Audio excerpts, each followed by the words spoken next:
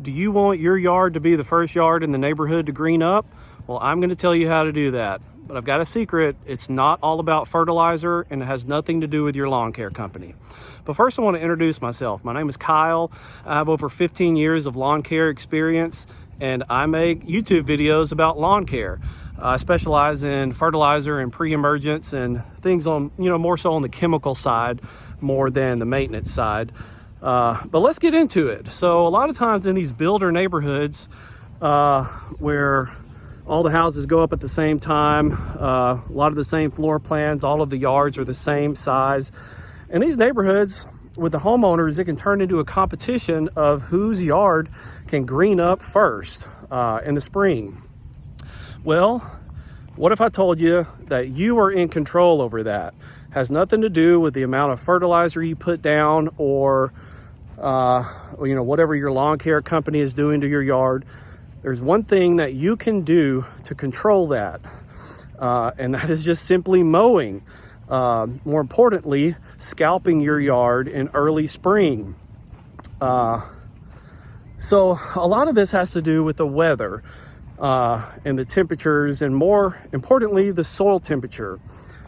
Well, Kyle, you just told me that I'm in control over this. I can't control the weather. What are you talking about? Well, we can't control the weather, but we can manipulate the temperature of the soil by scalping your yard. So the shorter you cut your grass in the late winter and spring, the faster your soil temperature is going to warm up, making your grass turn green first. So I suggest starting your mowing habits the last week of February. Now, I'm here in Alabama in our warm season turf grass zone.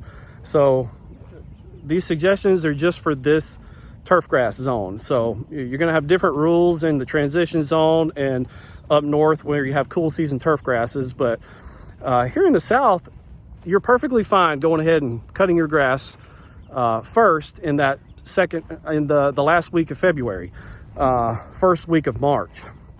Yeah, we're still going to have some more cold weather after those dates. But with that first mowing, go ahead and just take the top off of your dormant lawn. So predominantly we just deal with zoysia and Bermuda grasses here. Go ahead and just take the top off of your lawn, bag the clippings, and then give it about another week or two, and then come back maybe that second week of March and scalp your yard. Bagging the clippings is very important. If you cut all of that dormant grass away and you leave those clippings on the ground, all of that thatch is just going to be a layer on top of the soil, preventing the sunlight from penetrating the soil. So you want to bag your clippings and get all of that dead dormant thatch out of there so that the sunlight can get down to the soil level. After you scalp your lawn, you can go ahead and start watering your grass, maybe once a week, just to go ahead and get a head start on watering. But the process of scalping your yard is what's going to green your grass up first in that neighborhood. And when I say scalping it, a lot of people mistake that for cutting it down to the roots. Don't cut the crown of the plant. Don't dig into the dirt, but you just want to cut your grass as short as possible without doing any sort of damage to it.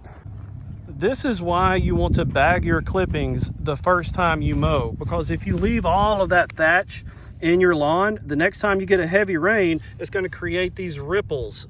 All of these little waves that you see here, this is just dead clippings and thatch from not being bagged.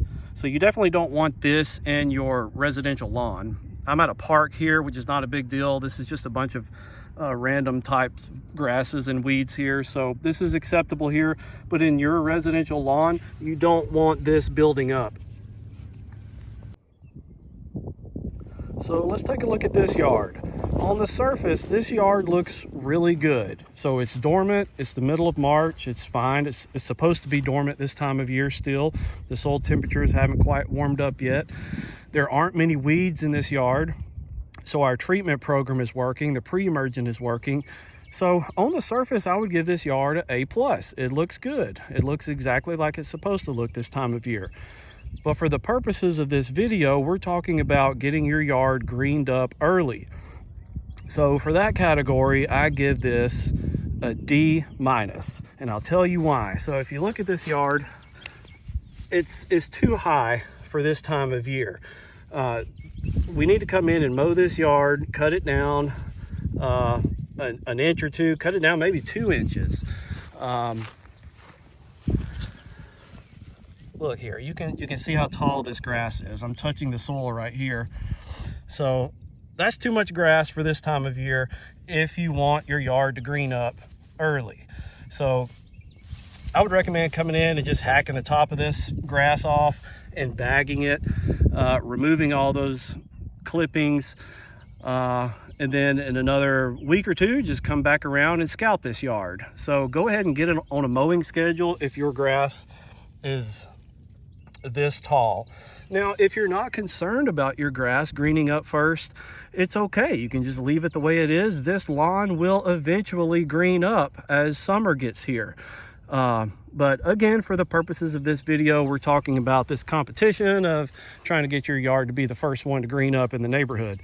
If this yard is left exactly the way that it is now, it will be one of the last yards in the neighborhood to green up.